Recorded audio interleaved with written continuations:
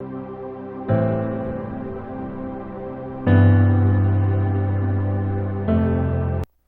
tema da minha mensagem de hoje é: os planos de Deus não se frustram. Nossa, é muito espetacular isso que eu vou falar e realmente traz muita paz para o nosso coração. Jonas capítulo 1, versículo 5, vai dizer assim, vamos ler do 5 até o 10. Então os marinheiros tiveram tanto medo que cada um clamou ao seu Deus e atiraram a carga do navio no mar para deixá-lo mais leve. Mas Jonas havia descido ao porão do navio e, tendo-se deitado, dormia profundamente. O capitão dirigiu-se a ele e disse-lhe: que fazes tu dormindo? Levanta-te, clama ao teu Deus, talvez assim ele se lembre de nós, para que não morramos. Verso 7. E cada um dizia ao seu companheiro: vinde, lancemos sorte para sabermos quem é o culpado. Quem é o culpado por essa tragédia que nos sobreveio? Então lançaram sorte, e a sorte caiu sobre Jonas. Então lhe disseram: declara-nos agora, por culpa de quem nos sobreveio essa tragédia? Que ocupação é a tua? De onde vem? Qual é a tua terra? E de que povo tu és? Repara agora na resposta de Jonas, versículo 9 e 10. Ele lhes respondeu: eu sou hebreu, adorador do Senhor. Senhor aí, né, em caixa alta, falando sobre aquele tetragrama, ou seja, Deus mesmo, Yahvé. Eu sou hebreu, adorador do Senhor, Deus do céu, que fez o mar e a terra. Então os homens ficaram com muito medo e disseram: que é isso que fizeste? Os homens sabiam que ele fugia da presença do Senhor, pois lhes havia contado. Até aí tá bom, olha para cá. Lembra, na última quarta-feira eu falei sobre Deus ser soberano? Na verdade, isso aqui é basicamente uma continuação, né? Só que com um nome diferente. E, resumidamente, eu disse assim: Deus controla todas as coisas, todas.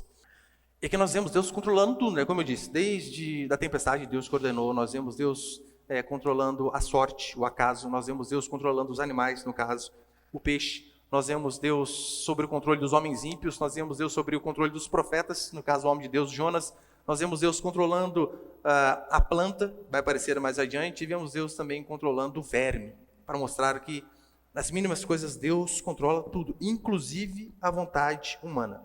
E eu terminei dizendo que acreditar que Deus é soberano, queridos, isso nos traz paz. Se você crê nisso de verdade, não importa a tempestade com a qual você esteja passando, aqui no caso de Jonas, literalmente, não é uma tempestade. Se você acredita que Deus é soberano, isso é para mim, para você, fonte de fé. A soberania de Deus traz consolo, mesmo quando as coisas não andam como a gente queria que andasse.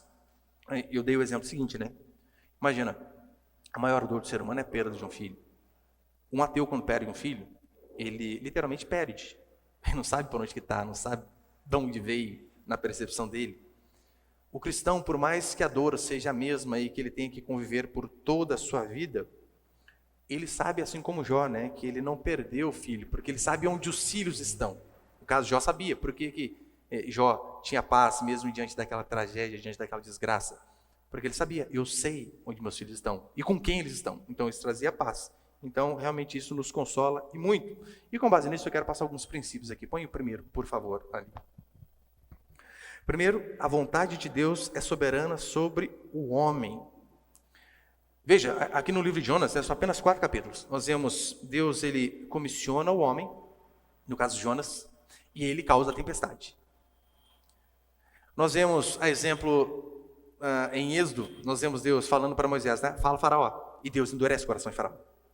Deus está no controle de todas as coisas ali. Nós vemos Deus ordenando ao profeta, aqui, e Deus também dando ordem ao peixe. Por quê? Porque nada pode se opor à vontade de Deus. Tudo aquilo que Deus quer que aconteça. Não há ser humano na face da terra, não há animal, não há casa, não há nada que faça o ser humano impedir a vontade de Deus de ser feita. E reparem, o interessante aqui é que o tempo obedece o Senhor, né? A tempestade obedece. Nós vemos o animal obedecendo a Deus. Nós vemos até o verme obedecendo a Deus no capítulo 4. Mas o profeta não. O profeta birrento, não vou obedecer. E mesmo depois de 3 dias de juízo, Jonas passa 3 dias no ventre do peixe. Você pensa assim, gente, uma cajadada dessa tem que trazer arrependimento, óbvio, né? Não traz. Ele não se arrepende, pelo menos não demonstra. E o livro de Jonas termina assim, a gente tem a certeza de que ele se arrependeu, porque ele termina bravo. O livro não tem fim, ele passa por tudo aquilo. e ainda assim termina bravo, para mostrar que Deus ele é fiel e a sua fidelidade é maior do que a infidelidade do homem. Essa é a nossa paz, né? Saber que ainda que os homens sejam maus, pervertidos, infiéis, Deus continua sendo fiel. E veja, Deus é um Pai perfeito, perfeito. E a exemplo de Deus, nós devemos também ser com os nossos filhos. Por mais que nós temos as nossas limitações e falhas, mas qual o melhor exemplo de pai que nós temos a não ser o Senhor? E nós vemos aqui como que Deus ele trata os seus filhos, no caso o profeta. Lembra quando Jesus vai dizer assim: se vocês, sendo maus, sabem dar boas dádivas aos vossos filhos, quanto mais vosso Pai Celestial. Quem é pai e mãe de verdade, a gente faz de tudo para o filho, tudo, né? A gente quer sempre o bem. E quando nós erramos com os filhos, coisa que acontece, nós não erramos com a intenção de errar, erramos por descuido e por pecado da gente, mas não com a intenção. E eu digo, nenhum pai espetacular que não, um pai normal, ele não erra com o prazer de errar. Nós temos a certeza que a vontade de Deus é boa, perfeita e agradável. Só que por vezes, quando Deus ele determina a sua vontade para nós, mesmo sabendo que ela é boa, perfeita e agradável, calma, tem que abaixar um pouquinho o retorno aqui, filho. Você mexeu alguma coisa aí ou não? Tem um barulhinho aqui. Mesmo nós sabendo que a vontade de Deus é boa, perfeita e agradável, por vezes acontecem algumas coisas que não caem bem para nós. Quantas vezes eu li a Escritura e falei, gente, não acredito que é isso que tem que fazer. Oh, que terrível. Quando um pai, ele chega para o filho e diz assim, você precisa comer verdura, feijão, bife de fígado. Você acha que ele quer o quê? Ele quer o mal do filho? Claro que não, por mais que essas coisas sejam ruins, né? Bife de fígado, Deus o livre. Mas ele quer o bem, às vezes é a vitamina que a criança precisa para aquele momento. Então se o pai diz come, ele não quer o mal, ele quer o melhor para o seu filho. E a mesma coisa, nós devemos fazer com os nossos filhos, porque é assim que Deus faz conosco. E até às vezes que Deus nos repreende, Ele nos repreende não porque Ele quer cortar prazer, mas porque Ele quer o nosso bem. A maioria dos irmãos, de todos vocês que estão aqui, né? Talvez já sabe, eu lembro até hoje, eu conto essa história sempre. Eu andava com os maconheiros lá do meu bairro, mas não fumava maconha, só andava com eles. E andava com eles e ficava nadando no lugar que não podia, né? Onde morava. E um dia minha mãe falou, não quero andando com eles. Eu teimei e andei. Mas eu tomei a maior surra da minha vida. Eu lembro que eu saí do banheiro, ela, tira a toalha. Gente do céu, ser molhadinha, delícia, né? Parecia que ela tinha feito curso avançado Beto Carreiro, só a lamba. Apanhei. Na hora fiquei furioso, bravo. Alguns anos mais tarde, eu fui pregar em uma clínica de recuperação, numa cidade vizinha nossa. E não é que eu vi um monte daqueles maconheiros lá, que eu andava com eles? Vários. Tirando os que morreram. Muitos. Daí eu lembrei, bendita surra que eu tomei aquele dia. Deus, até quando Ele nos repreende, é para o nosso bem. Um pai, quando ele dá um remédio amargo para o filho, gente, é terrível. Quando leva o filho para tomar bezetacil, nossa, dói demais. Mas um pai que ama, ainda que ele saiba que vai doer, ele diz, vai tomar. Porque é uma dor agora que vai te livrar de um mal mais adiante. E Deus, por vezes, Ele faz assim conosco também. Às vezes é uma aflição, é uma angústia, é algo que sai do nosso controle, como Jonas, né? 3 dias no ventre do peixe, mas era para o bem dele. Primeiro por conta de pecado e porque ele precisava entender que a vontade do pai deve ser feita. Assim os pais devem agir também, porque hoje em dia, né, os pais vivem quase uma democracia em seus lares. Vai fazer alguma decisão, e aí filho, o que você acha? E aí, fazemos? Qual maturidade os nossos filhos adolescentes e crianças têm para decidir alguma coisa? Nenhuma. Então os pais, por vezes, precisam ser firmes e dizer, você não quer? O problema é seu, vai fazer. Deus fez assim com Jonas. Não vai? Vai, essa é a minha vontade, porque é o melhor, então vai. E ainda assim, e é claro, né, no nosso caso a gente falha, claro que a gente falha, a gente é imperfeito. Deus não. Deus, quando Ele nos determina a fazer alguma coisa e nos obriga, pode ter certeza, é puro amor. Ainda que não pareça, é puro amor. Mas ainda assim nós temos a misericórdia de Deus aqui no livro de Jonas, em que sentido? Veja, Deus, Ele tem os seus ouvidos abertos para ouvir a oração dos marinheiros. Lembrando, os marinheiros estavam orando para quem? Para Deus? Não, para os deuses deles. Ainda assim, Deus, ouvindo eles lá, pedindo, né, para o Deus deles, livra-nos da tempestade, tem misericórdia de nós. Deus, sabendo que a oração não era para ele, ouve. Deus ouve a oração de Jonas no momento de maior angústia. Deus ouve a oração dos ninivitas perversos, para que eu e você venhamos de fato a ter certeza, né, de que Deus, Ele não é Deus de um povo específico, no caso dos hebreus, mas Ele já estava demonstrando que Ele era um Deus de todos. Segundo, põe ele, por favor. Segundo princípio, o que nós aprendemos sobre Jonas? Isso aqui é de suma importância porque tem a ver conosco, que somos crentes, principalmente com a gente. Veja, Jonas, ele tinha uma teologia correta. A teologia dele era correta. Lembra o versículo 9 e 10 que eu falei? Atenção, né? Leia de novo comigo.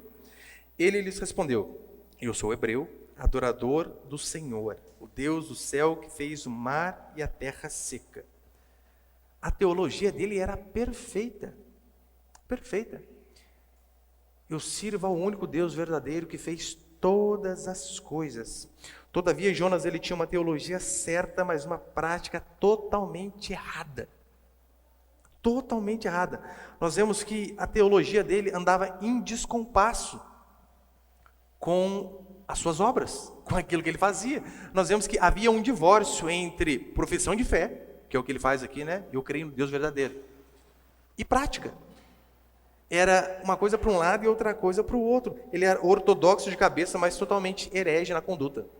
Ou seja, ele tinha o conhecimento correto. Se você ler o capítulo 2, a gente vai chegar nele, né, na oração de Jonas, no ventre do peixe, você vê ali, está cheio de citações dos salmos. Ou seja, ele tinha decorado, tinha muito salmo de cor. Porque é óbvio, né, no ventre do peixe não tinha uma estantezinha ali, bibliazinha, deixa eu ler aqui, aproveitar, estou 3 dias sem fazer nada. Não tinha. Então ele, decorando a Bíblia, orando princípios ali, né, várias partes dos salmos, ele tinha o conhecimento correto, mas a sua conduta era totalmente diferente. Repara que ter o conhecimento bíblico, mas não colocar em prática, irmãos, não adianta nada. Se você vem aqui constantemente ciente do conhecimento do Senhor, aprende a palavra, mas você não põe isso em prática, não adianta. E este é um perigo que nós aqui podemos cair, justamente nós, porque quem procura conhecer mais e mais a Escritura, a não ser nós, os cristãos? Então esse é um risco. O que adianta você decorar salmos inteiros, às vezes capítulos inteiros, só que se você não coloca nada em prática daquilo que você decorou, nada em prática daquilo que você absorveu, olha o exemplo que a Escritura vai dar. Nas cartas do Apocalipse, sobre a igreja de Éfeso, vai dizer que eles tinham uma doutrina correta, que eles colocavam à prova aqueles que se diziam apóstolos e não eram, ou seja, a doutrina era correta. Todavia, eles esfriaram no amor, eles caíram da fé. Ou seja, a doutrina é correta, mas você não praticar aquilo não adianta nada. Se a boa doutrina não normatiza o nosso comportamento, queridos, o que serve eu e você ouvirmos pregação após pregação, lermos a Bíblia diariamente, uma porção dela, lermos livros que explicam a Bíblia, se isso não baliza a nossa vida? Se você se enche do conhecimento do Senhor, mas desta porta para fora, ninguém vê diferença no seu comportamento. Então, é de suma importância, em primeiro lugar, que nós façamos uma autoanálise. Autoanálise. Eu tenho demonstrado mudança comparado comigo mesmo, não comparando com o irmão do lado, comparando comigo. O que eu era 6 meses atrás, eu estou uma pessoa diferente hoje? Precisamos fazer essa autoanálise. Só que eu sei que tem um risco, né? Quando nós vamos nos analisar, às vezes a gente não usa o prumo que teria que usar, né? Sabe qual que é uma boa ideia? Peça para alguém conhecido, chegado, te analisar. Se é casada, maravilha, pede para o marido, para a esposa. Como tem sido o meu comportamento cristão? Como tem sido a minha vida? Você acha que eu tenho me tornado uma pessoa melhor a cada dia? Se você tem pai e mãe, pelo amor, pergunte a eles. Como tem sido a minha vida? Você acha que, olha, de 6 meses para cá, de 1 ano para cá, a minha vida tem mudado? Você acha que o meu comportamento tem mudado? Você acha que o meu linguajar, a forma como que eu me comporto, a minha honestidade, a minha fidelidade, a minha santidade, ela tem evoluído, ainda que seja, né, a curtos passos. Mas é necessário, porque quem está de fora, normalmente, vê melhor. Olha, eu já fiz algumas vezes isso com meus filhos, né? Escreve aí o que você não gosta. Gente, que triste ouvir. Triste demais. Para a esposa ainda, a esposa vai... O que você acha que eu estou errando, gente? Vira quase uma redação, né? Mas hoje, até hoje eu tenho o hábito de, por exemplo, ter algum problema com a minha esposa, ela diz alguma chateação que ela tem, eu marco no celular. E eu ponho logo ali, né, no cabeçalho da minha oração, porque todo dia eu vou orar, eu pego meu bloquinho de nota ali, e eu lembro, puxa, está sendo grosso com os meninos, sem paciência. E via de regra, a maioria das vezes é a mesma coisa. Só que, mesmo eu lendo e orando todo dia, né? Paciência, oh meu Deus, que dificuldade. Mas a gente precisa, se nós não conseguimos fazer uma autoanálise, pedir para alguém nos avaliar para saber se a gente realmente está mudando. É assim que a vida, né, ela vai nos moldando, porque a nossa santidade, a nossa fidelidade, a nossa obediência, ela tem que naturalmente aumentar com o conhecimento que nós temos. Por isso que se espera que quanto mais a gente conhece de Deus, quanto mais tempo nós temos na caminhada cristã, nós nos tornemos mais piedosos, mais santos, mais humildes, mais amorosos, menos rancorosos, menos amargurados, menos chatos, menos tudo, né? A tendência é que a gente melhore a cada dia. E terceiro, põe ele por favor, meu filho. Terceiro e último princípio.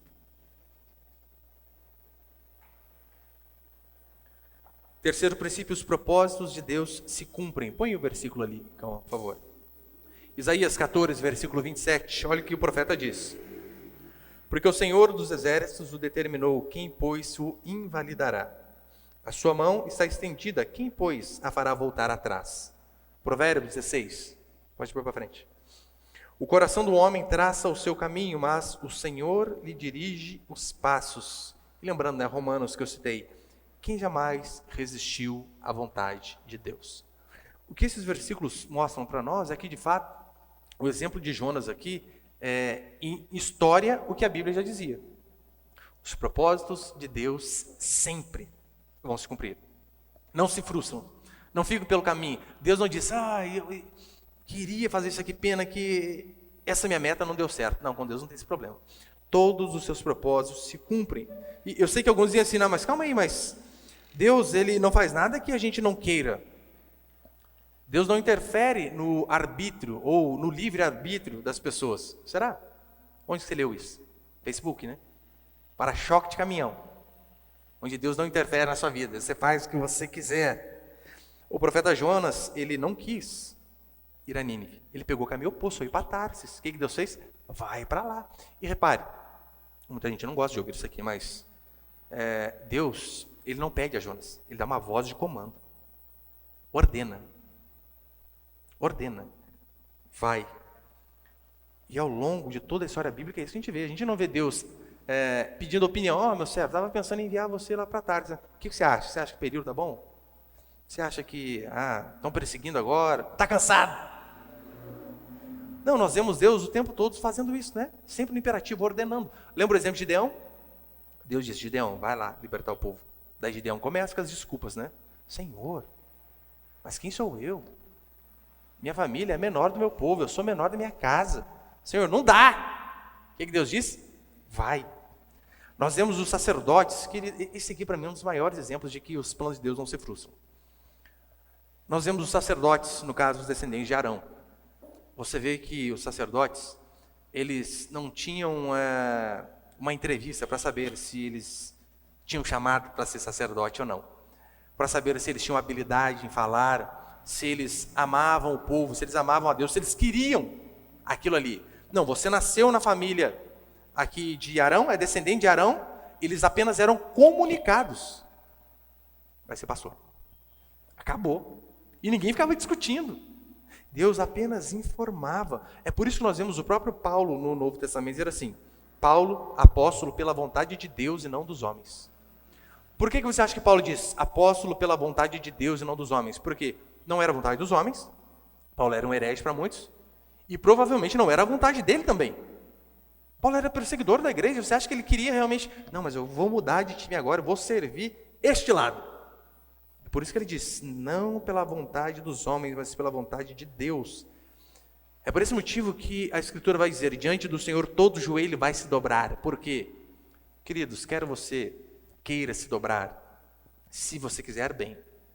Se você não quiser, Deus vai dobrar os seus joelhos. Não há outro caminho, não há outro caminho. É por isso que em Atos 26, Paulo também vai dizer, né? Lembra quando ele diz ali, né? O Senhor, aparece para Paulo e diz: Saulo, Saulo, por que me persegues? Dura coisa é recalcitrares contra os aguilhões. O que é o aguilhão? Eu ia colocar a foto ali, acabei que eu esqueci. Aguilhão, de fato, era uma vara grande e com uma ponta bem afiada que era usada para espetar o boi. Quando o boi começava a desviar o caminho ali, puxar a carroça para o lado errado, e dava aquela furadinha, ele voltava para o caminho ali. Traduzindo isso daqui, o que Deus está dizendo é o seguinte: olha, filhos, dura coisa é dar soco em ponta de faca. Machuca quem? A faca ou machuca vocês? Machuca vocês. Não fazer a vontade do fazendeiro ali, quando Paulo diz isso aqui, era prejudicial ao boi e não ao fazendeiro. É por isso que você vê Israel durante várias vezes, né, inúmeras vezes, você vê Israel pecando e você não vê Deus assim dizendo: ai, puxa vida, tá tudo bem com vocês aí, né? Eu acho que eu peguei pesado. Não. Deus simplesmente punia para que eles pudessem voltar para o caminho. É assim que Deus faz. É assim que pais amorosos devem fazer. Punir. Só que eu sei que falar isso aqui hoje em dia dá até medo de pôr na internet depois, né? Como assim? Tem que punir os filhos? Há muitas coisas que só funcionam desse jeito e o exemplo que nós temos é Deus. Aí você escolhe, né? A não ser que você realmente se ache um pai superior, com um coração melhor do que Deus, que não precisa usar os métodos que a Escritura deixa, que você diz: não, Deus aqui está muito duro, né? Eu vou fazer diferente. A não ser que você pense assim, daí não há problema nenhum. Mas nós vemos Israel, nós vemos Jonas, nós vemos os reis, eles nada podiam fazer contra a vontade de Deus. E por que a gente acha que nós vamos fazer? Não vamos. Para encerrar, Salmo 139, versículo 16, o salmista vai dizer assim: os teus olhos me viram a substância ainda informe, e no teu livro foram escritos todos os meus dias, cada um deles escrito e determinado, quando nenhum deles havia ainda. Como assim? Antes de nascermos, Deus escreveu e determinou todos os dias de nossa vida. Mas você está aqui querendo fazer o quê? Vou fazer diferente. Não, é isso aqui que Deus determinou, eu vou fazer diferente. Pastor, mas é a minha escolha. A escolha que nós temos é a seguinte: qual que é o seu arbítrio? Quando Deus ele nos dá uma ordem, você tem escolha, né? Duas opções. Deus vai dar duas opções para você. Uma é você ir a Nínive, de barco, segunda classe, tranquilo, voo ali, né? No caso, navegando tranquilamente. Essa é a primeira opção. Se você dizer assim: não quero. Daí tem a segunda, né? Vomitado pelo peixe, você vai. Mas a certeza é que a vontade do Senhor vai ser feita. E Deus, quando Ele faz assim, é para o nosso bem. É para o nosso bem. É por isso que quando pais, eles são firmes com filhos, com coisas que são necessárias, é para o bem do filho. Como eu disse, né? Quando eu tomei essa surra da minha mãe aí, que eu fiquei furioso na época, era para o bem. Quando o pai ensina o filho, né? Olha, você precisa ser disciplinado, você precisa comer isso aqui. Eu não lembro qual dos meus filhos não gostava de comer feijão quando era pequeno. Eu colocava lá o feijão do lado e o chinelo do outro. Vai comer. Ora, arroz e feijão é o básico, né, da alimentação nossa, que é pobre. Tem que aprender a gostar, não tem outro caminho. Quando eu faço esse tipo de coisa, eu posso parecer um ditador? Posso. E corre o risco de ser, pelo fato de eu ser imperfeito. E eu realmente posso, às vezes, extrapolar. Vindo de Deus, jamais. Deus é extremamente justo e amoroso. É por isso que eu e você, se nós entendermos que a vontade de Deus é boa, perfeita e agradável e nos entregarmos a Ele sem reserva, maior beneficiado somos nós. Eu já sofri por saber qual era a vontade de Deus, mesmo assim pegar outro caminho. Só que sabe qual que é o problema quando nós fazemos isso, desobedecemos a Deus? Sabendo, uma coisa é você não saber, né? Ainda assim a punição, claro, né? Mas menor. Mas quando você sabe e faz o que é errado, é terrível, porque o sofrimento não vem só para você. Eu sofri, minha família sofreu, minha esposa, meus filhos, todo mundo sofre, quem está ao redor sofre. Então não é muito mais fácil eu e você nos entregarmos a Deus e falar: oh Deus, esse aqui, o servo do Senhor, cumpra em mim o teu querer. Foi assim que Maria fez, mesmo correndo o risco de morrer. Eis aqui a tua serva, faça em mim a tua vontade. Jeremias 29:11 diz assim: eu é que sei que pensamentos que tenho a vosso respeito, diz o Senhor, pensamentos de paz e não de mal, para vos dar o fim que desejais. Deus tem os melhores pensamentos a nosso respeito. Portanto, quando eu e você lemos a Escritura, e de repente ela se coloca contra aquilo que nós queremos, porque por vezes vai acontecer isso. O seu coração, o meu coração, nós queremos fazer algo, e você lê a Escritura: poxa, não é isso aqui. Tem que fazer diferente. Siga isso daqui. Siga este livro. Porque o seu coração e o meu coração, a Bíblia diz que ele é enganoso, corrupto. E todas as vezes que eu segui o meu coração, gente, eu só me lasquei. Só me lasquei. E às vezes a gente precisa ser vomitado um pouco para aprender igual o Jonas, né? Por isso, eu digo a vocês, queridos, sejam fiéis a Deus de fato. Obedeçam. Deixe que Ele governe o barco da sua vida. Diga assim, ó Deus, a minha vontade por vezes é diferente da do Senhor, mas se é isso aqui que o Senhor quer, cumpra a minha vontade. Porque ainda que às vezes, por hora, seja ruim, angustiante, é até dolorido para nós. No final, nós vamos ver que realmente Deus sempre tinha o melhor para nós. Amém, queridos?